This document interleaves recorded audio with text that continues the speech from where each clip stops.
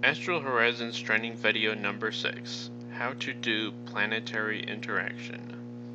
Alright, now this video isn't going to be very good. This is going to be my first time through, and it's not going to be great.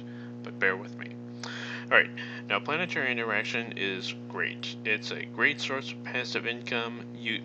If you do it in a wormhole, you can get upwards of about 20 mil a day per, well, maybe more like 15 or 10 mil a day per character. If you have it on 3 accounts, you can get upwards of maybe about 30 mil a day.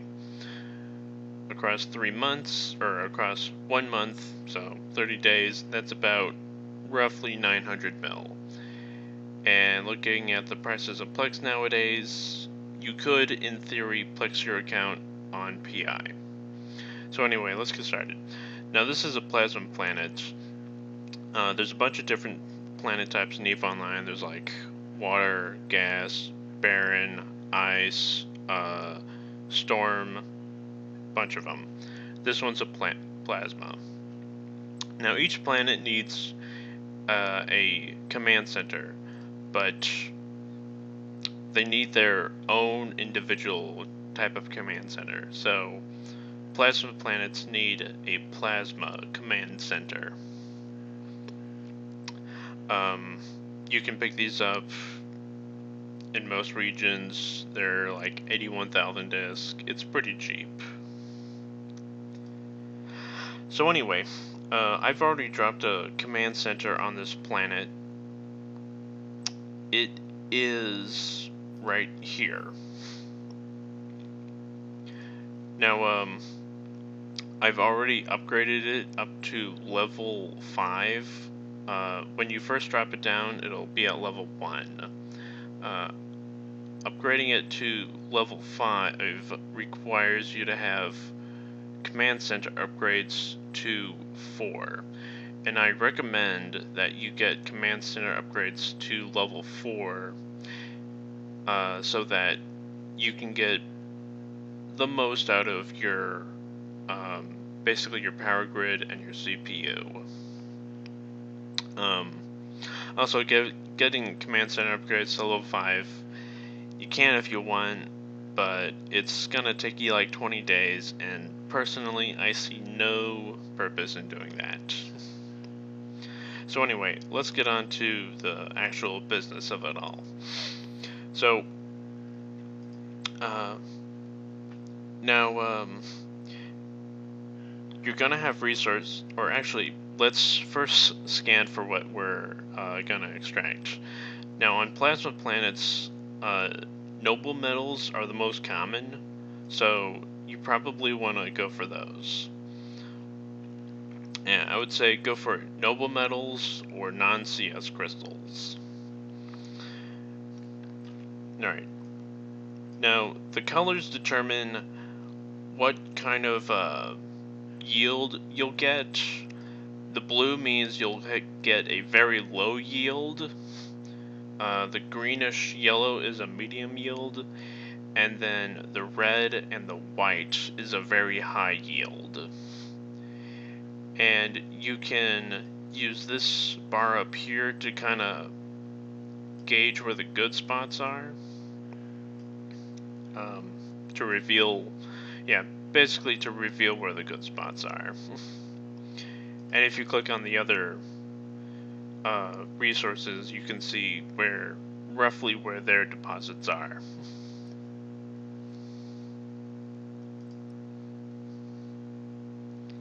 Now, it should be noted that this planet right here is in a wormhole somewhere.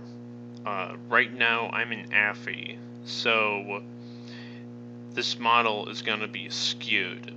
If I was in the wormhole, this model would be a little different. It would be more accurate. If you were right next to the planet, like you were, if you had warped to it, or if you had warped to the customs office, the model would be really, really accurate.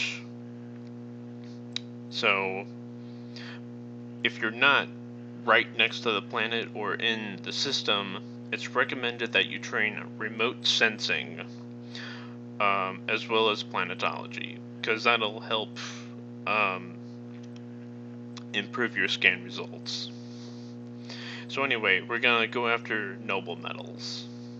So we go to the build menu, and what I like to do is I like to drop a spaceport down around where I think I'm going to do my extracting.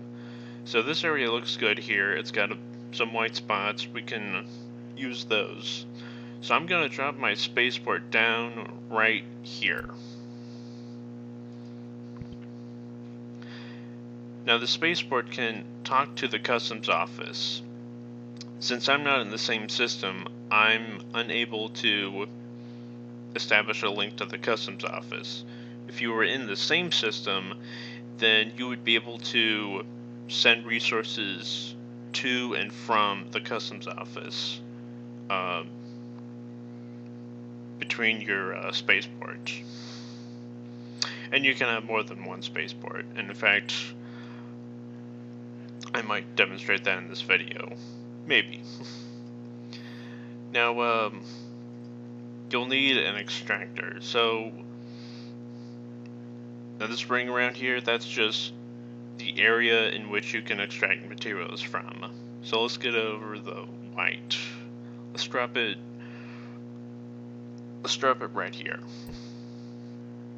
And let's go to planetary links and create a link between our extractor and our spaceport. Hit submit.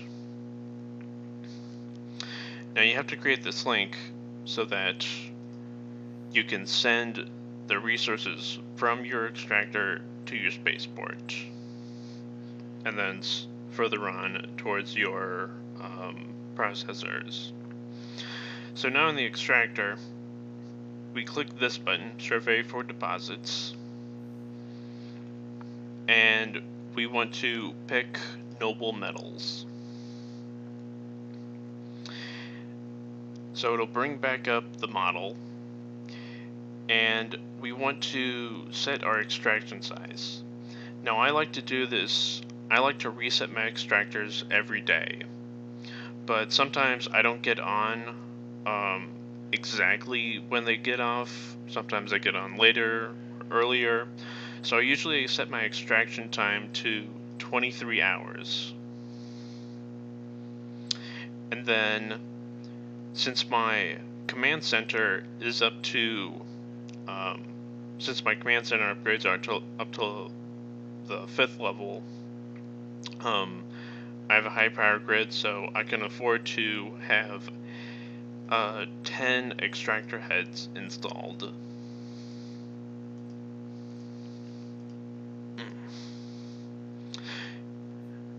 Now these numbers next to the extractor,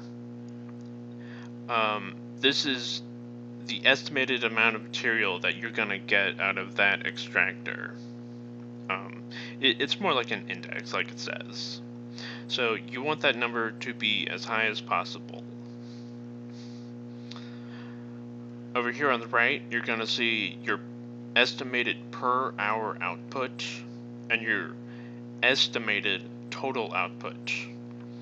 Now when you hit this install program button, this number right here, well, both these numbers are going to change. Probably going to be lower, especially if you're outside of the system where your planet is. Now you can move your extractor heads over the sites where you want them to extract from. So let's zoom in. And you can see over there on the right, when I move my extractor heads over around that number, the total changes a bit. You can also see that the index for that particular extractor will increase.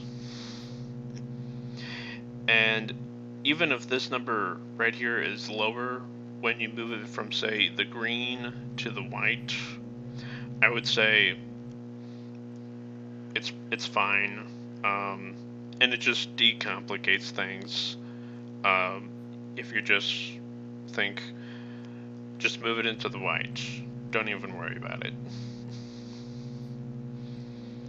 So let's move all these extractor heads and get them into the white. It doesn't have to be perfect. You can be perfect if you want, but if you do this long enough on a bunch of accounts, resetting the extractor heads for each account can get really tedious. So that's just a forward warning. Alright, so now we got our extractors set up, and we hit Install Program. Now if we click back on the extractor and hit Survey for Deposits, this is going to be this total number. This is the actual amount of output that you're going to receive now. The previous number was the estimate. This is the actual number. So let's hit Close, and let's hit Submit. That'll save the setup. Now our resources, they're not automatically routed, so we have to go to the extractor and click on this button, Products, and then click on the resources. Click Create Route, and route them to the spaceport. Hit Submit. Now sometimes your planetary link may not be able to handle the capacity that's being sent over it. Like for instance, this one is at 90%. If the capacity is over like 100%, it will throw an error. Or I think it will. Anyway, you can hit this button to upgrade the link, and depending on how long it is and how big the planet is, it'll double the amount of power and CPU that it uses. Alright, now we have to set up the processors. So let's use Basic Industry Facilities. And we can probably get away with using at least 6 of them. And these Basic Industry Facilities, they have a cycle time of 30 minutes. You can't see it now, but they have a cycle time of 30 minutes. And if we go back to our extractor, it says per hour it's gonna put out 47,000 units. Now each of these processors requires 3,000 units every 30 minutes. So you can convert that to 6,000 units every hour. And so you can do 47,000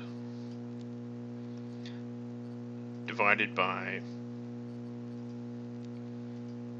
6,000, and it shows you need 8 processors. So we got 5 right now. Let's add 3 more.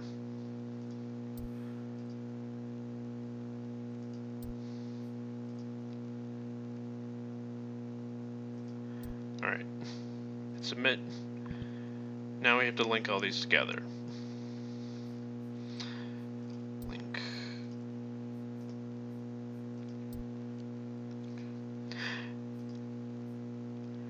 Now in this video I'm not really saving a whole lot of room between the processors, but if you were really tight on your CPU and your power grid, and some setups are, like some setups use 99% of the power grid or 99% of the CPU, and these links can be the difference between whether or not you can set up that extra spaceport or that extra industry facility. So anyway, we get that set up. And now, this is kind of the tedious part. We have to go to each of the industry facilities and set them up. So we go to schematics, and we go down to precious metals. See, it requires 3,000 noble metals, and it'll output 20 precious metals. So we hit install, and then we click on it, click create route. This will route the output products somewhere. Now, in the setups I do, I have a second spaceport set up for the output products. See this spaceport right here, that's for the resources coming in from the extractor, and then this one is for the resources going out. In wormholes, sometimes you can have your spaceports fill up too fast, and it just kind of acts as a buffer for materials if you can't process all your materials all at once. So anyway, let's create a link like these two. All right.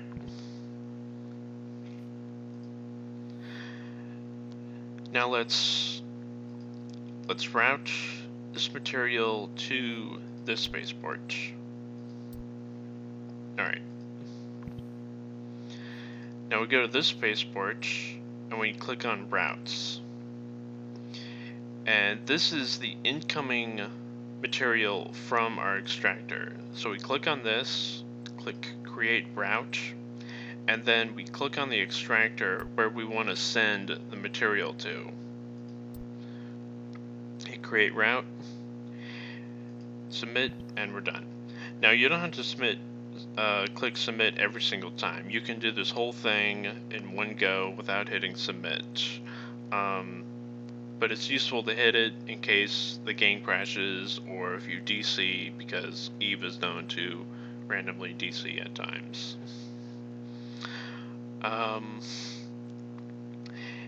Anyway, without setting up the rest of them, because that's just redundant, that's basically how you set up a planet for extracting a single material. Yeah,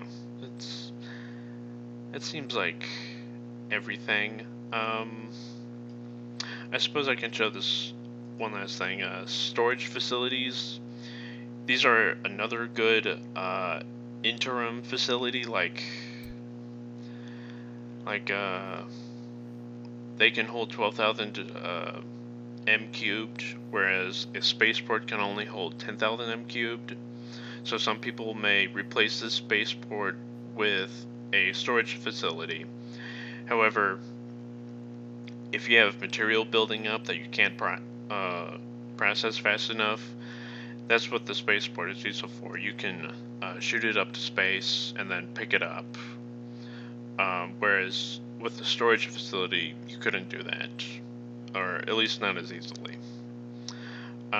So anyway, that's that.